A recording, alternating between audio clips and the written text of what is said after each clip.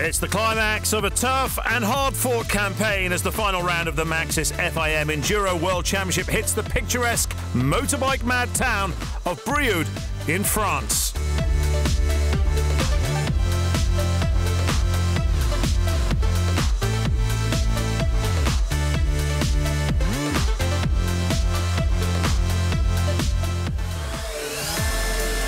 So this is the picture in France in terms of trophies to be won. We've already had both Enduro 1 and Enduro 2 claimed at the previous round in Italy. There are two contenders for the junior crown, and Giacomo Redondi will have to fly high and hope to get on top of current leader Danny McCanny. It's also a two-way battle for the Youth Cup crown, with Sweden's Albin Elofsson chasing Davide Soraka of Italy.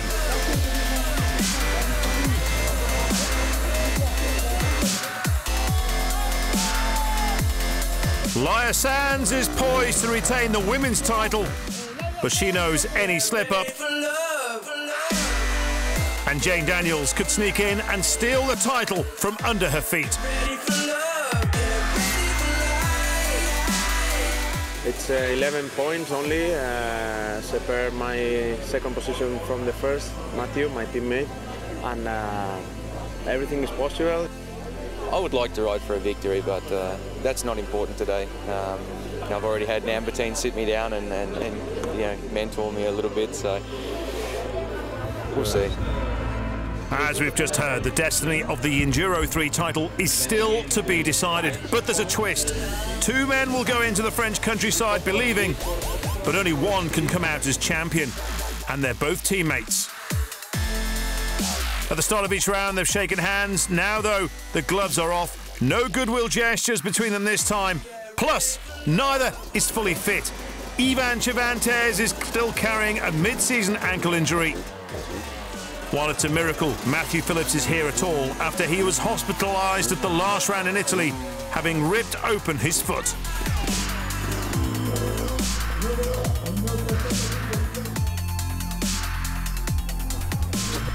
Following his horrific injury at the last round in Italy, Matthew Phillips has been having cortisone injections in a bid to beat the pain. Understandably, he started off steadily here in France. Ivan Cervantes estimates his fitness is around 80% of what it should be and is trying hard not to aggravate his right ankle. Fabien Planet started the day very strongly and spent most of the early part in the top three.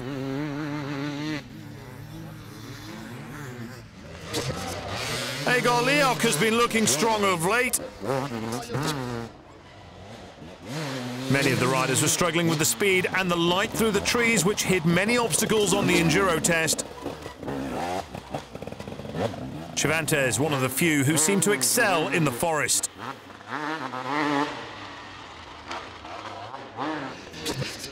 Two crashes on the day for Matti Saistola, the first of which hurt his wrist when he tumbled in Enduro, and then a last lap spill in Extreme, which cost him time and saw him slip back down the leaderboard.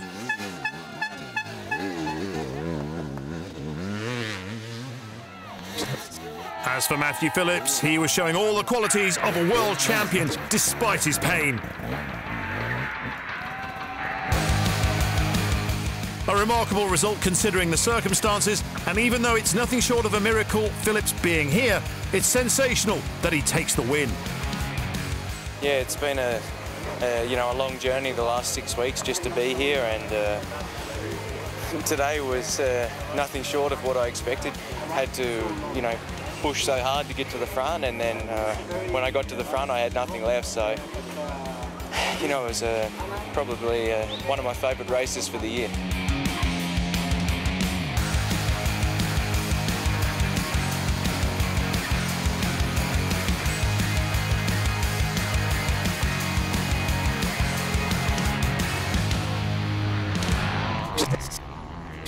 Marc Bourgeois was the surprise package in Enduro 1, running in second place early on, but ultimately unable to claim a podium position by finishing fourth behind this man, Anthony Boissiere, who went on to take third place and his fourth rostrum of the campaign.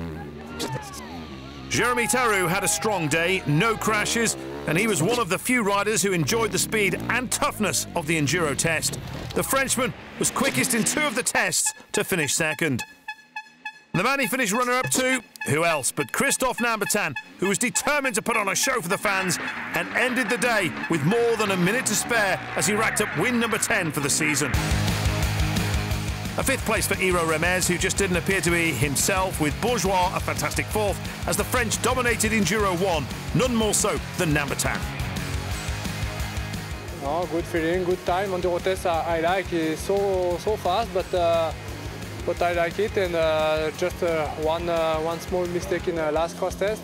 I'm not happy, but it's good, very good.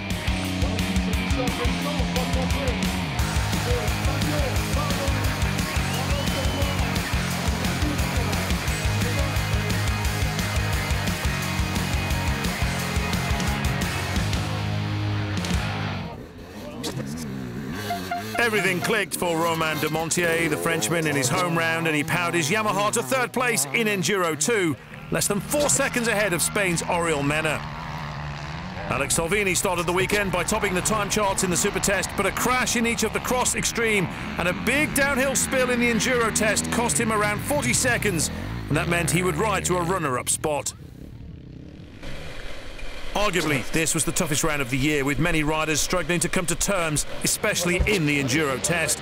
However, Pellerin was in an unbeatable mood, fastest in 8 of the day's tests, which meant Le Marseillaise would become the podium soundtrack once again. So win number 7 for the season for Pellerin, and like Alex Salvini in the previous round, a victor in front of his home fans. My goal was to make really good GP front all the fans and family in France, so I push maximum for get a win, and I make it today, so I'm really happy.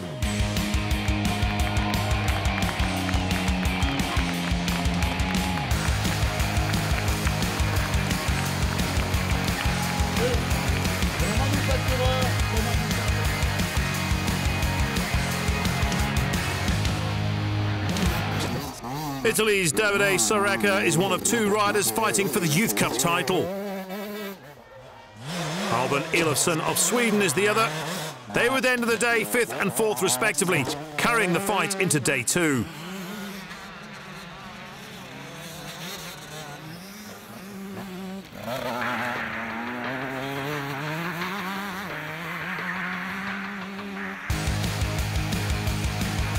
Third place for Jesper Boyesen, with Benjamin Herrera in 2nd, and a surprise victor at the top of the leaderboard in the shape of Brad Freeman. Never did I think I'd come here and do as well as I have done, but it's great. We're in nice weather and a great event, and I'm just over the moon.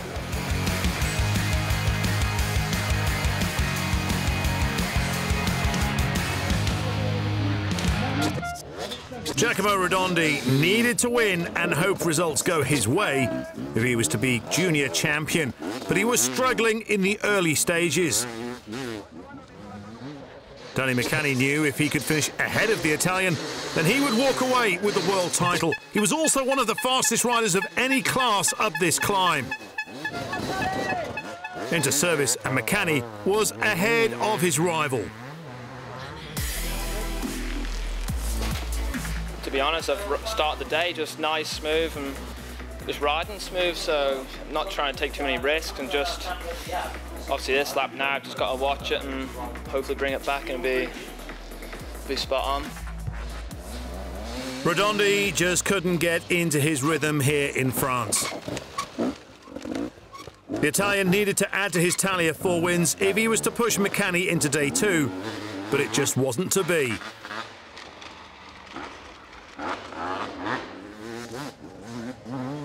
That left the way clear for McCanny to claim the junior world title.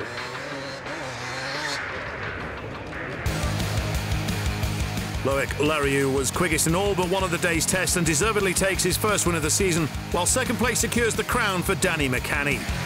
It's absolutely unreal. It's been waiting all season for this day to come, and I'm so glad it's happened on Saturday, and the pressure's completely off. I can enjoy tomorrow, and it's unreal. I've got a thank all my team, Beta, Brioude, and all the fans that come over from the Isle of Man and England. Stuff has been great. It's been such good support, and I appreciate it, and it's real good. Victory for Danny McCann, while he takes the rider's crown. It's also the first ever Enduro World Championship title for Beta.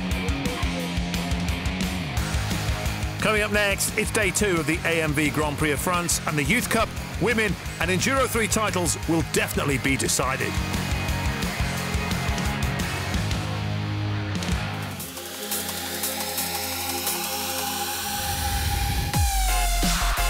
It's the second day of the AMV Grand Prix of France and the final day of the Maxxis FIM Enduro World Championship.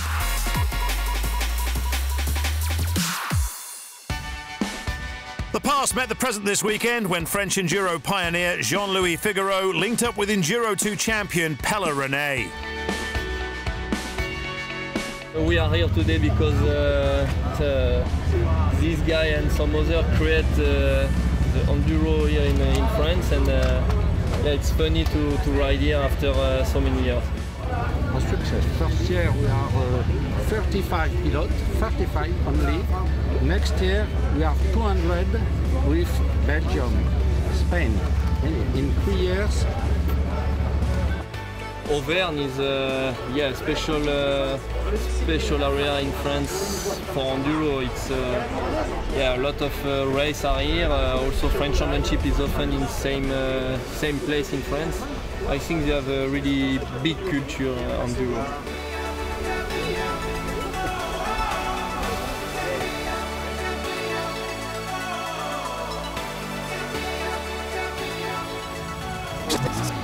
In the women's class, Laia Sanz didn't dominate the early stages of day 2 as she had 24 hours earlier. Jane Daniels knew she had an outside chance of winning the title and was pushing strongly. However, the Spanish rider hit back and went on to record the win and retain her crown as best woman in the world.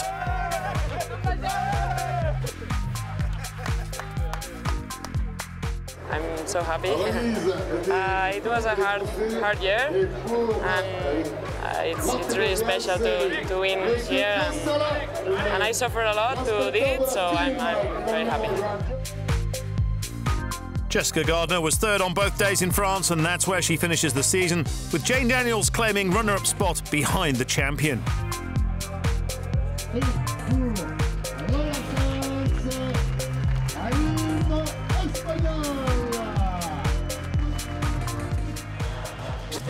Davide Soreka was off the pace in the early stages of day 2, and the Youth Cup rider was well aware he'd have to improve in his bid to become champion.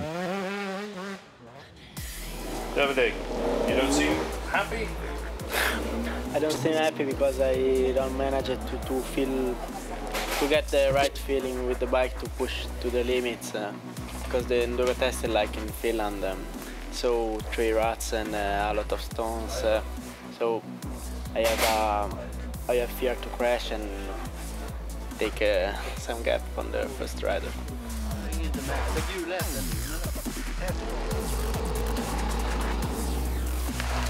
So far this morning it's been good? Yeah, but the body is sore from yesterday, but I will try to just keep on working. Albin Elofsson had led through the first part of day 2, but later slipped back to second on the leaderboard. While Soreka picked things up and began to improve his overall position. From being 9th at one stage, he climbed up the order to end the day in 4th. But would it be enough?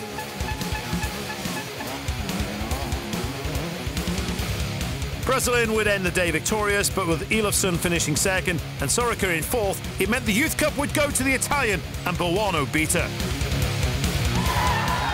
Davide, it was close, but you did it. Yes, it's been too difficult day because all the day I pushed it, but I'm not feeling with the bike, with the ground. I gave my heart in the last 2 tests, and I got this championship.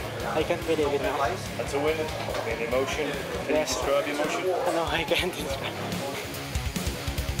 Just 4 points the difference in what was possibly the hardest fought of all Enduro classes, with many different round winners throughout the campaign.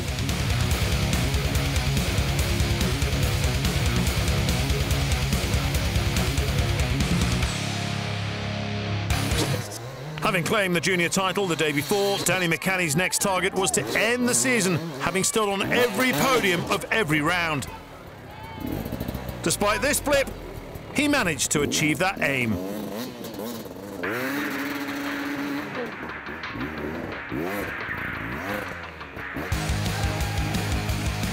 Giacomo Redondi in third behind McCanney, while Loic Lariou made it a double success at his home round with a convincing victory.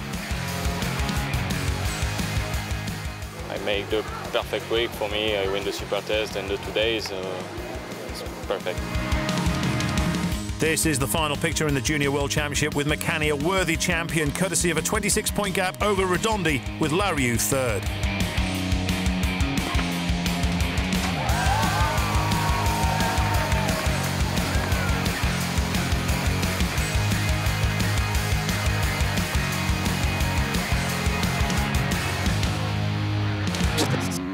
Having finished fourth on day one, Marc Bourgeois went one better on day two to claim a podium finish in Enduro 1. Jeremy Tarou claimed he'd enjoyed this Enduro, especially the speed factor.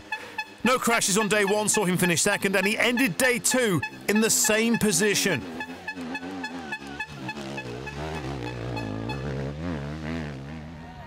Undoubtedly, Enduro 1 this year has belonged to Christophe Nambertin, and he made it look easy with another win. Results time and the French filling the top 3 places, which delighted the huge crowd, and Nambertin proving to be a worthy champion once again. We win the title, so I'm very happy. This is how Enduro 1 finishes, with Iro Ramez in second place on the final leaderboard and the only other rider to win a round of the championship.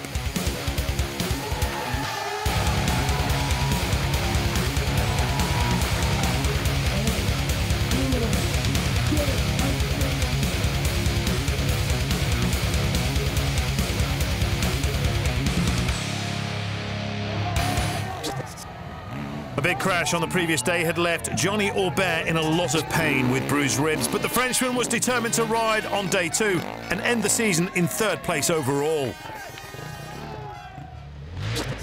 Alex Salvini had finished day one in second place, and it was more of the same for the Italian. Strangely, only one test victory for the Honda rider all weekend, but he was consistency itself throughout. Second place for Salvini, and that meant another win for Pelle Rene, who was in unbeatable form. He was top in 14 tests in all, another true champion performance. A great result for wildcard Gregory Aranda, finishing fourth behind Aubert, with Salvini second and Rene ending the season on a high in top spot. Here in France, for the home GP, it's a perfect end for finish this amazing season. Confirmation of where they all end up: 4 different manufacturers from 4 different nations filling the top 4 places.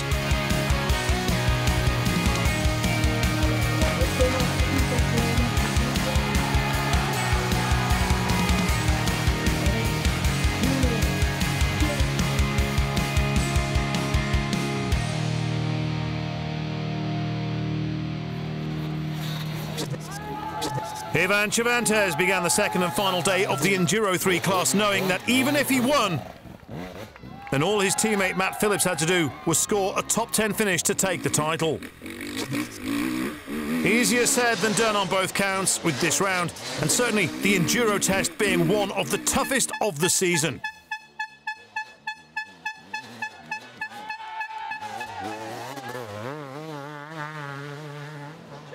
Back at KTM, the team is ready and waiting for their 2 title fighters to arrive.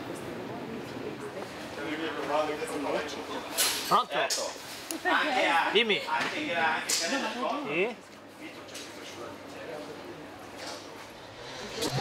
Egor Leok is the first to admit he was not riding how he should have mid-season. But he feels he's performing much better now, and his results of late appear to reflect that. Heading into service, he's in 3rd place. Meanwhile, Matthew Phillips is in and is still on course to land the title.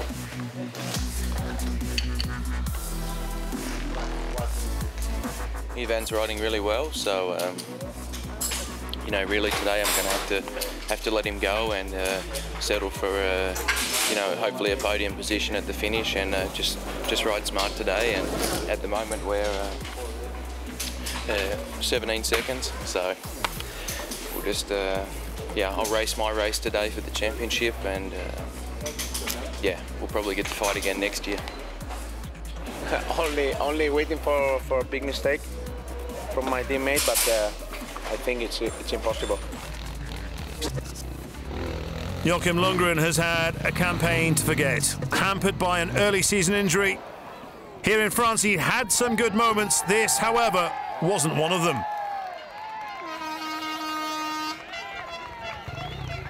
While the Swede struggled, it was left to his rivals such as Matti Saistola and Fabien Planet to take the fight to the factory KTM boys.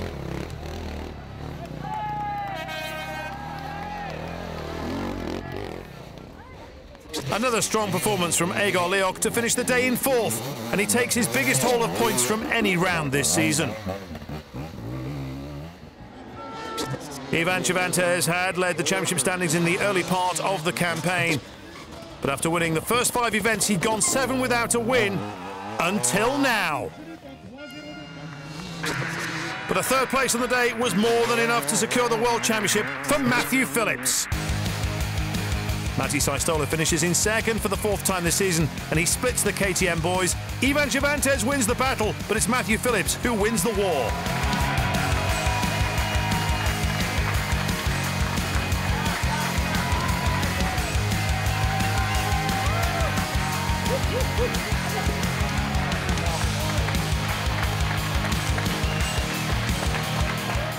Yeah, I knew I had to do my job today, and today was try and stay on the podium if I could, or in the top 10. So, yeah, I did my job. I'm happy, and you know, I can't wait to share it with my family and my friends.